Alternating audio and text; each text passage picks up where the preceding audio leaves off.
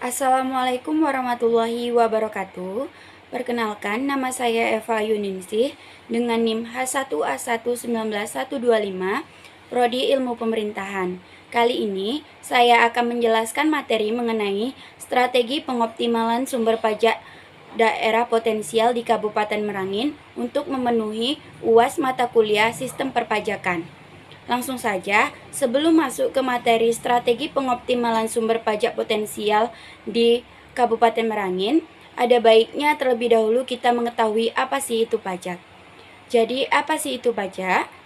Pajak adalah iuran wajib kepada negara yang mana tidak mendapatkan kontra prestasi secara langsung dan digunakan untuk membiayai pengeluaran negara dalam rangka pelaksanaan tugas negara sebagai penyelenggara negara. Selanjutnya ada jenis-jenis pajak. Jenis-jenis pajak itu dibedakan menjadi dua. Yang pertama yaitu pajak pusat dan yang kedua adalah pajak daerah. Pajak pusat itu seperti apa sih? Nah, pajak pusat di sini contohnya pajak penghasilan atau PPH, pajak pertambahan nilai barang dan jasa atau PPN, pajak pengeluaran atas barang mewah atau PPNBM, serta pajak bumi dan bangunan atau PBB. Dan pajak daerah itu seperti apa sih? Pajak daerah itu contohnya seperti pajak reklame, pajak bahan bakar, pajak hiburan, serta pajak kendaraan bermotor. Selanjutnya mengenai teori pajak daerah. Pajak daerah itu merupakan salah satu pendapatan asli daerah yang diharapkan menjadi salah satu sumber pembiayaan, penyelenggaraan pemerintah, dan pembangunan daerah untuk memajukan daerah tersebut. Antara lain, dapat ditempuh suatu kebijaksanaan yang mewajibkan setiap orang untuk membayar pajak sesuai dengan kewajibannya. Setiap daerah berhak mengurus rumah tangganya sendiri atau dapat dikatakan otonom. Kemudian, penerimaan pajak daerah Kabupaten Merangin selama periode 5 tahun terakhir berdasarkan jenisnya dapat kita lihat melalui tabel-tabel berikut ini. Tabel pertama, realisasi penerimaan pajak daerah menurut jenis di Kabupaten Merangin pada tahun 2016 dapat kita ketahui bahwasanya jenis penerimaan pajak terbesar yaitu jenis penerangan jalan dengan jumlah 12 miliar 97 juta 159.178 rupiah. Kemudian disusul dengan jenis rumah makan atau restoran dengan jumlah 1 miliar 684 juta 849.410 rupiah. Selanjutnya, tabel kedua, realisasi penerimaan pajak daerah menurut jenis di Kabupaten Merangin pada tahun 2017.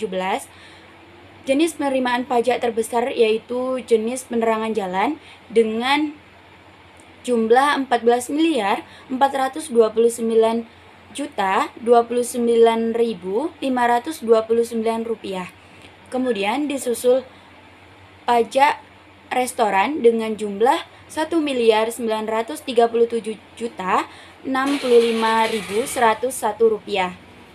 Selanjutnya, tabel ketiga, realisasi penerimaan pajak daerah menurut jenis di Kabupaten Merangin pada tahun 2018. Jenis penerimaan pajak terbesar masih jenis penerangan jalan, yakni sebesar 14 miliar 429 juta 29.529 rupiah. Kemudian disusul pajak restoran dengan jumlah 1 miliar 936 juta 835.101 rupiah.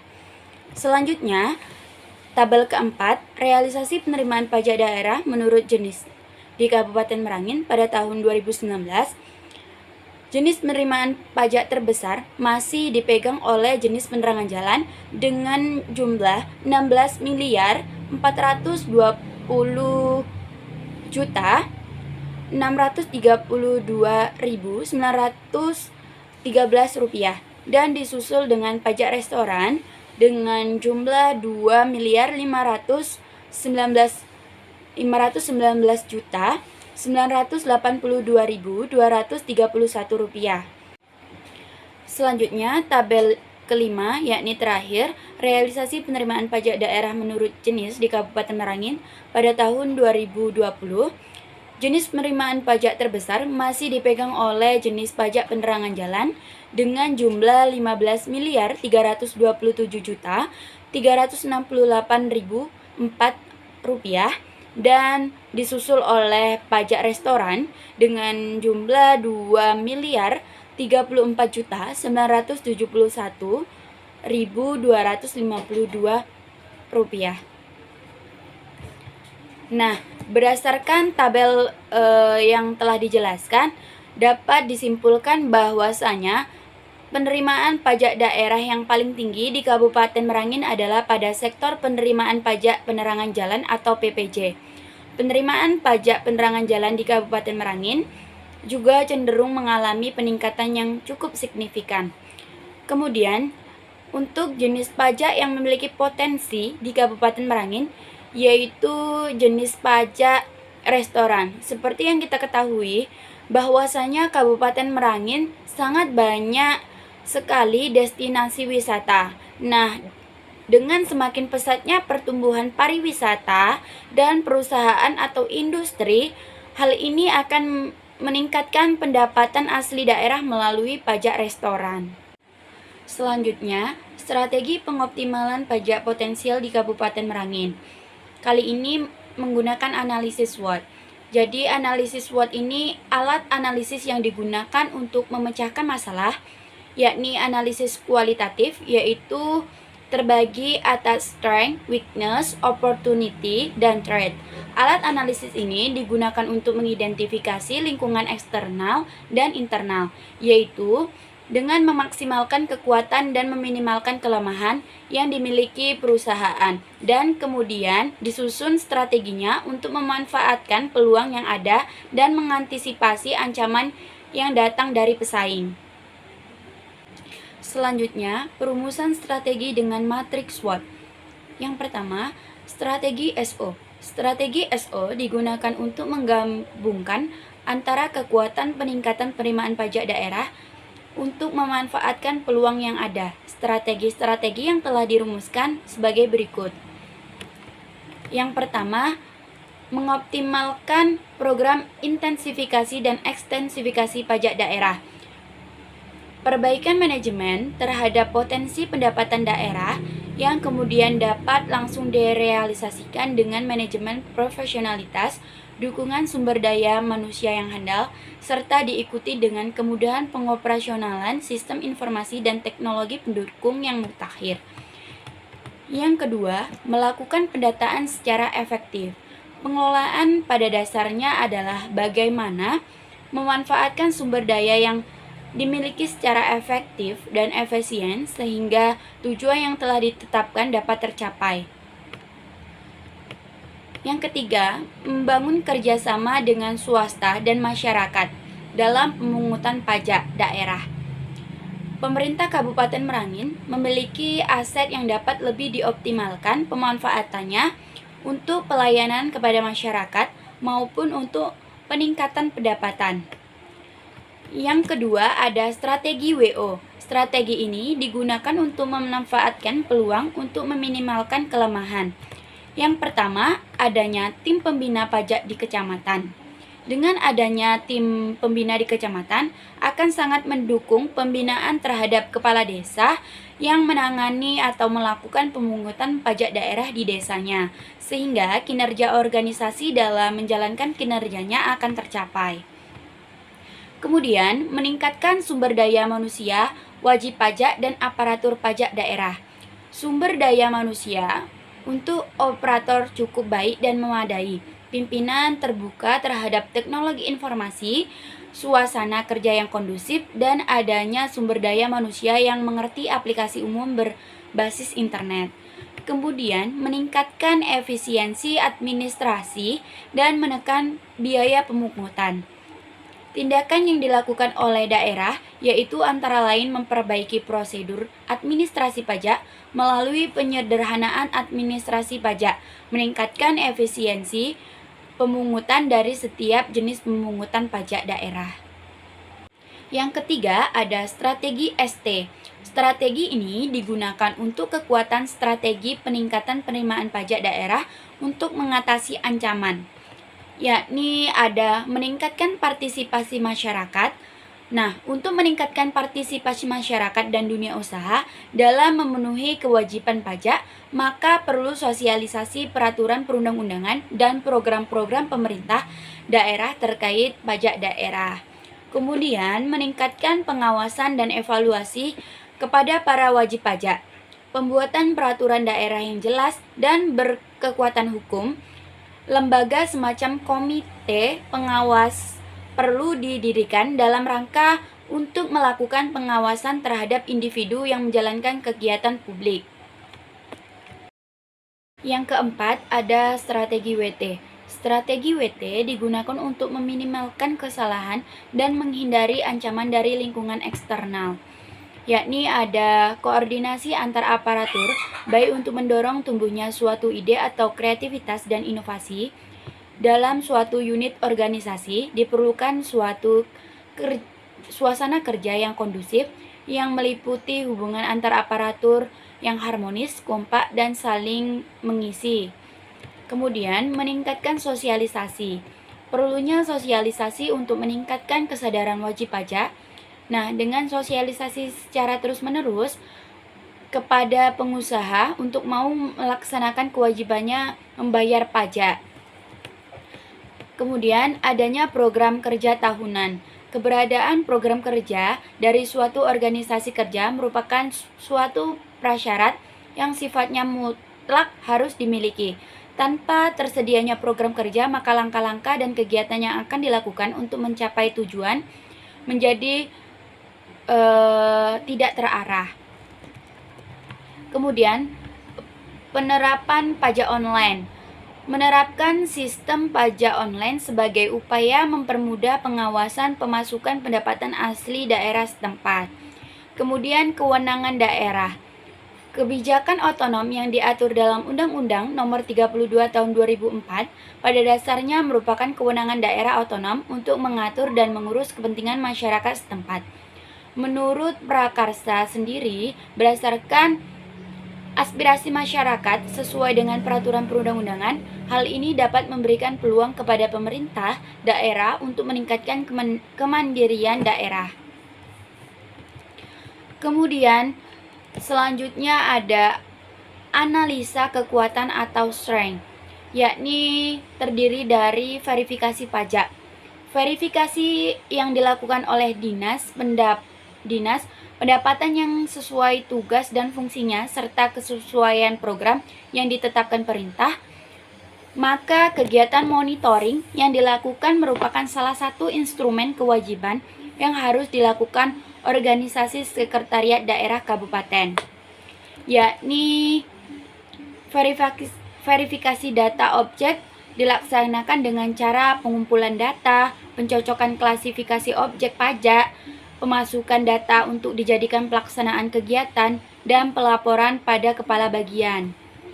Kemudian ada peraturan daerah undang-undang pajak daerah. Ini memberikan kesempatan kepada pemerintah daerah untuk memungut pajak daerah yang bertujuan untuk memberikan kewenangan yang lebih besar kepada daerah dalam bidang perpajakan. Kemudian peralihan pajak pusat pada pajak daerah.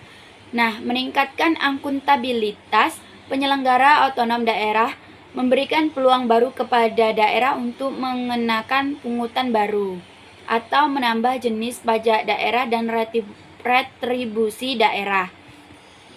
Kemudian, analisa kelemahan atau weakness. Nah, yakni unit-unit penyuluhan.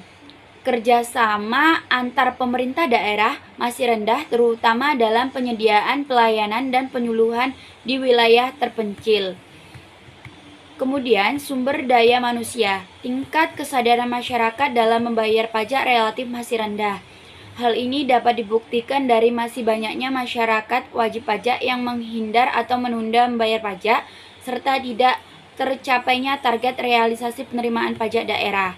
Kemudian, jaringan sistem informasi pelayanan pajak Nah, belum optimalnya mekanisme intermediasi iptek yang menjembatani interaksi antara kapasitas penyedia iptek dengan kebutuhan pengguna.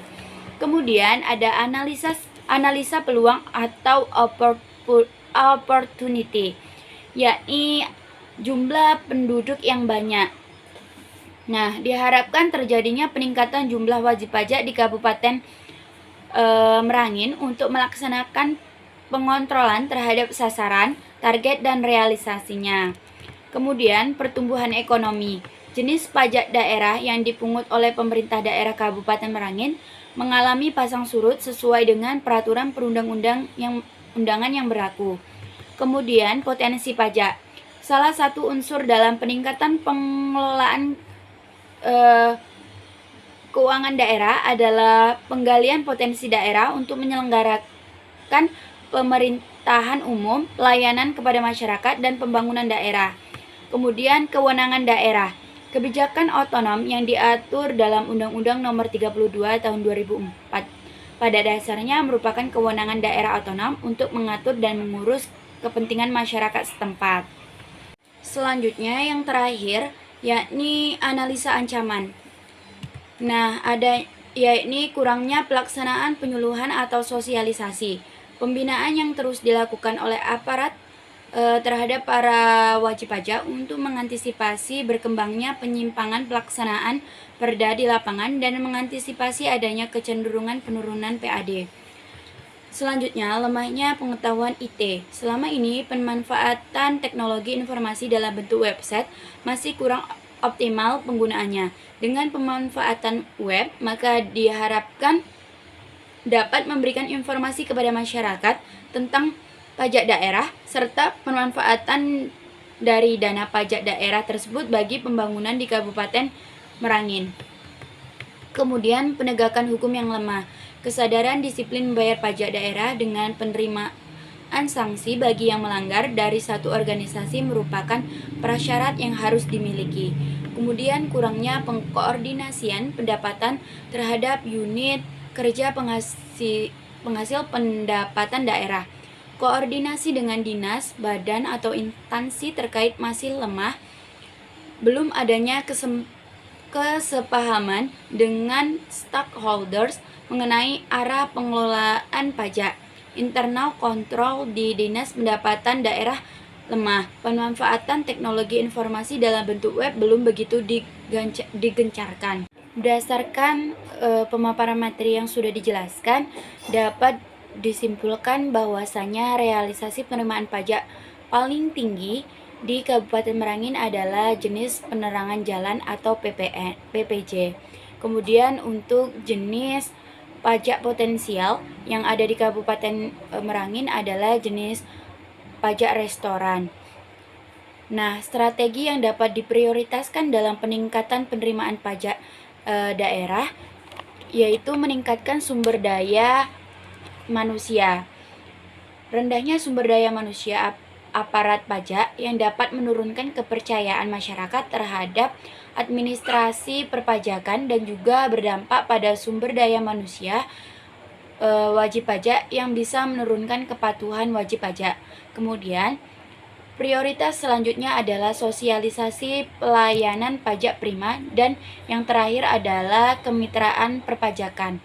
Alternatif yang digunakan untuk mengatasi kelemahan kuncinya yakni rendahnya sumber daya manusia wajib pajak dan aparat pajak yang dihadapkan pada ancaman berupa kepatuhan wajib pajak yang rendah. Untuk mengatasi alternatif kemitraan perpajakan digunakan untuk memanfaatkan kekuatan yang dimiliki yakni undang-undang pajak dan perda dikaitkan dengan peluang yang ada, yakni pertumbuhan ekonomi daerah dan potensi pajak yang cukup besar, serta ancaman kurangnya sosialisasi dan pengetahuan informasi teknologi. Tujuan yang hendak dicapai alternatif sosialisasi pelayanan pajak prima adalah untuk optimalisasi penerimaan pajak daerah, salah satunya yakni jenis pajak restoran. Strategi ini digunakan karena kekuatan yang dimiliki berupa undang-undang dan peraturan daerah dihadapkan pada ancaman koordinasi lembaga yang tidak jelas. Itulah yang dapat saya sampaikan. Kurang dan lebihnya saya mohon maaf. Saya akhiri. Wassalamualaikum warahmatullahi wabarakatuh.